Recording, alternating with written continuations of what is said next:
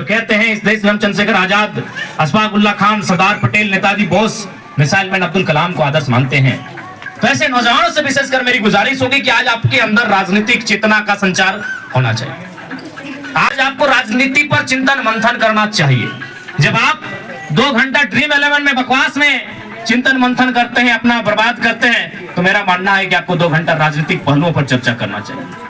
आप अगर भगत सिंह को मानने वाले युवा हैं, उनके विचारों को मानने वाले युवा हैं, तो आपको इलेक्टोरल बॉन्ड पर चुप नहीं रहना चाहिए, आपको इलेक्टोरल बॉन्ड पर सवाल करना चाहिए।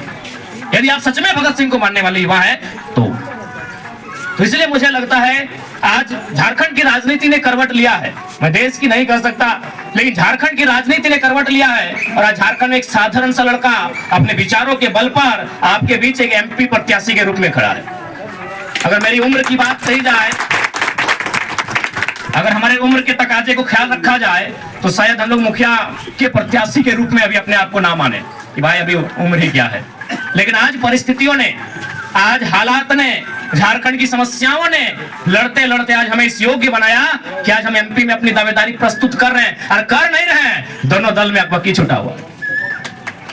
देखिएगा, सुबह झारखंड मुक्ति मोर्चा वाले आजसू की आलोचना नहीं करते हैं। जाइएगा उनके पेज को पढ़िएगा, उनका बेटा का, उनका भाई का, उनका चचा का, जरा महतो का चर्चा होता है।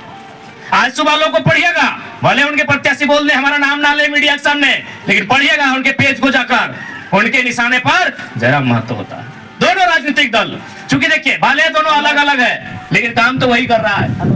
जयप्रकाश चौधरी जी की बात करें तो खुद सांसद, पत्नी रामगढ़ से विधायक, क्या मतलब है जनता से। मोथरा प्रसाद जी की बात करें तो 3 बार से विधायक, मंत्री, और ले दे के सारा प्रॉपर्टी बटपिटार के लिए बनाओ, यहाँ जमीन लो, वहां लो, यहाँ लो, किसी से छुपा नहीं है। तो भले दोनों अलग दल है, लेकिन आज दोनों एक हो गया है कि भैया कुछ भी हो जाए, अरे तुम्हें जीत चाहे हमें जीत, इधर मना जीत क्या है पता है न, तो जीत में तो हट्टे करवे, झंडा हमें करवे, हमें पत्नी के विधायक बना लेते, बेटवा के बनाइए। लेकिन अगर ये छोड़ा जीतो तो कखरा कहाँ हाथ रख के बनाए तो क्यों ना जानो, ये छोड़ा अगर जीतो तो ककरा नेता बनाए तो क्यों ना जानो।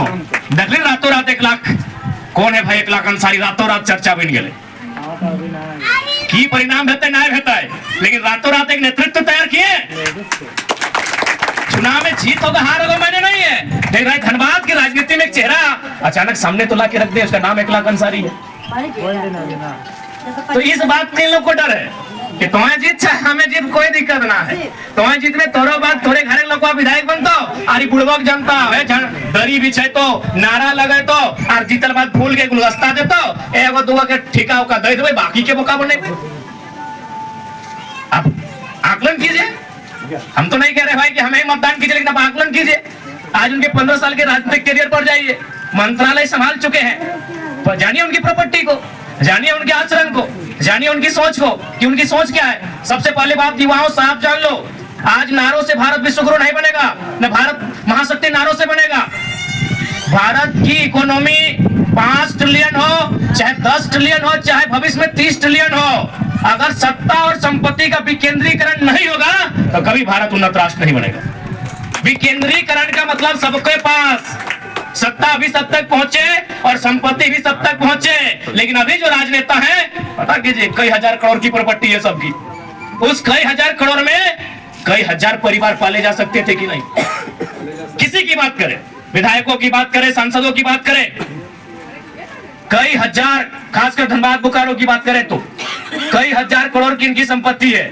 उस कई हजार करोड़ में कई हजार परिवार तो जरूर पाले जाते, कई हजार परिवारों का तो भरण पोषण जरूर होता, कई हजार परिवारों का पेट तो जरूर भरता।